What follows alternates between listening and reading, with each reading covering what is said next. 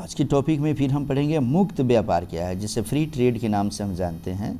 तो कहते हैं कि जब दो देश किसी समझौते द्वारा अपने बीच की व्यापारिक बाधा हटा देते हैं तो इसे मुक्त व्यापार के नाम से हम जानते हैं। जैसे दोनों देशों के बीच व्यापारिक सीमा शुल्क समाप्त करना या टैरिफ नियमों को शिथिल करना या ये समझौता करना कि तुम मेरे से ये खरीदना बेचना और मैं तुमसे ये खरीदूंगा या बेचूंगा। जैसे उदाहरण के तौर पे साप्टा को अगर हम कहते हैं तो साप्टा ये एक प्रकार से ऐसा संगठन है जो एक दूसरे देशों के बीच में व्यापार वाणिज्य को बिल्कुल आसान करता है, ईजी कर लेता है। एक बार पुनः इसको समझते हैं हम लोग कि व्यापार मुक्त व्यापार क्या है। जब कोई भी एक देश किसी दूसरे देश के साथ ये समझौता करता है कि हम अपने वस्तुओं को, सामानों को, सेवाओं को आपके देश में भेजेंगे और आप अपने वस्तु को, सेवा को मेरे देश में भेजेंगे और इसमें किसी प्रकार की कोई व्यापारिक बाधा उत्पन्न नहीं होगी, आसानी से हम भेजेंगे या मंगाएंगे, तो उसे हम मुक्त व्यापार के नाम से जानते हैं। और इसमें मैं बताया कि इसके लिए हम करते क्या है, तो व्यापारिक सीमा शुल्क जो होता है उसे समाप्त कर देते हैं या बहुत कम कर देते हैं। टैरिफ नियम जो चेकिंग की व्यवस्था होती है उसको कम करते हैं, समझौता करते हैं या उसको हम शिथिल कर लेते हैं।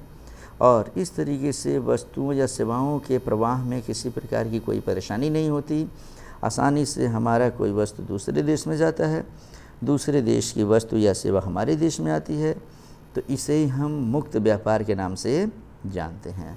अब आखिर मुक्त व्यापार से लाभ क्या है, तो मुक्त व्यापार से कई लाभ हैं। जैसे पहले नंबर में है कि अंतर्राष्ट्रीय प्रतिस्पर्धा के कारण देश में वस्तु की कीमत में कमी आ जाती है, जिसका फ़ायदा लोगों को होता है। दूसरा, उच्च गुणवत्ता वाली वस्तु की प्राप्ति होती है, जैसे टैक्स फ्री होने के कारण व्यक्ति प्रोडक्ट आसानी से बनाता है या ज़्यादा खर्च करता है। फिर से एक बार समझेंगे दोनों प्रकार के लाभ में कि यदि अंतर्राष्ट्रीय प्रतिस्पर्धा के कारण देश के वस्तु की कीमत में कमी आ जाती है, माने प्रत्येक देश ये चाहता है, मानो कि कोई चीज़ हमें मंगाना हो, टेलीविज़न मंगाना हो, और मुझे अगर समझो कि उसे सऊदी अरबिया से मंगाना है या फ्रांस से मंगाना है, चाइना कहता है वही प्रोडक्ट वही क्वालिटी हम उससे कम दाम में आपको देते हैं, मेरे यहाँ से ले जाइए, तो हम उसकी सामान मंगा लेते हैं। माने जब कंपटीशन होगा, प्रतिस्पर्धा होगा, तो हमारे देश के लोगों की या किसी भी देश के व्यक्तियों को वो वस्तु कम मूल्य में मिल जाएगी और आसानी से मिल जाएगी। तो इस तरीके से उच्च गुणवत्ता वाली वस्तु की भी प्राप्ति होती है।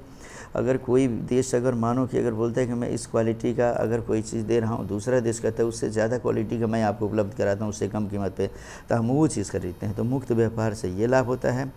तो मुक्त व्यापार से लाभ के साथ साथ हानि भी है।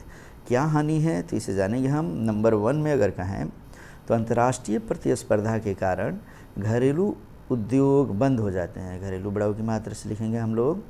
तो अंतर्राष्ट्रीय प्रतिस्पर्धा जब भी होती है तो विदेश से ही, बाहर से इतने सस्ते सस्ते सामान आने लगते हैं कि हमारे देश की जो घरेलू उद्योग जो होते हैं वह शिथिल पड़ जाते हैं, उनके मूल्य बहुत ज़्यादा लगने लगते हैं। अब विदेश से आई गई जो वस्तुएं आती है उसका मूल्य भी कम हो जाता है, क्वालिटी भी अच्छी होती है। दूसरा कि घरेलू अर्थव्यवस्था में बेरोज़गारी की स्थिति पनपने लगती है। जाहिर सी बात है कि जब हमारे यहाँ किसी चीज़ का उत्पादन जितना हो और उससे अच्छी क्वालिटी का कोई चीज़ हमें बगल में मिलने लगे तो हम उसी को खरीदते हैं, तो जो घरेलू अर्थव्यवस्था में लगे होते हैं वे बेरोज़गार होने लगते हैं। सभी जगह घरेलू बढ़ाव की मात्रा से लिखेंगे। और तीसरा है कि विदेशी व्यापारियों द्वारा वस्तुओं को डंप करना, माने विदेशी व्यापारी जो होते हैं वे सभी वस्तुओं को डंपिंग शुरू कर देते हैं। अब डंप करने का अर्थ क्या होता है ये हम जानेंगे पहले। तो डंप करने का मतलब होता है, भूगोल में हम इसे जानेंगे कि किसी वस्तु को लागत की दृष्टि से नहीं बल्कि किसी अन्य कारण से अलग अलग देशों में अलग अलग कीमत पर विक्रय करना डंप करना कहलाता है। इसे डंपिंग भी कहते हैं। मतलब किसी भी वस्तु की जो लागत होती है उस दृष्टि से उसको न भेजकर कई सारे अन्य कारणों से अगर उसको हम दूसरे देशों में भेजते हैं तो उसे ही हम डंपिंग कहते हैं। जैसे आपको याद होगा कि आज से करीब 2-4-5 साल पहले हमारे देश में जब डाटा कंपनियां जो भी थी, जैसे एयरटेल का डाटा काफ़ी पैसा खर्च करना पड़ता था, बीएसएनएल था, उसके बाद से समझेंगे कि एयरसेल था, कई प्रकार की कंपनियां थी। उस समय रिलायंस जैसी एक कंपनी आई और उस कंपनी ने ये बोला कि हम आपको सिम फ्री देते हैं और फ्री में सिम भी ले जाइए और फ्री में डाटा भी देते हैं, आप उसका इस्तेमाल कीजिए। आम पब्लिक ने सोचा कि चलो जहां हमको एयरटेल में इतने रुपए लगते हैं वहाँ फ्री में डाटा मिलने लगा, इंटरनेट इस्तेमाल करना है, कोई दिक्कत ही नहीं। और इस तरीके से रिलायंस ने क्या किया कि पूरे देश में एक प्रकार अपनी पैठ जमा ली। वो स्वयं घाटे में रहा, लागत को उसने नहीं देखा कि मेरा कितना रुपया लग रहा है, लेकिन जब एक एक करके पूरे देश के लोगों ने जैसे ही सिम खरीदा, फिर उसने क्या किया कि अपना रूप दिखाया और बोला कि नहीं, अब महीने भर का इतना, 3 महीने का रिचार्ज इतने रुपये लगेंगे। तो मजबूरी थी, सभी लोग उसके आदी हो गए थे, जिसकी वजह से सब के सब उस चीज़ को लेना मजबूरी बस स्वीकार किए।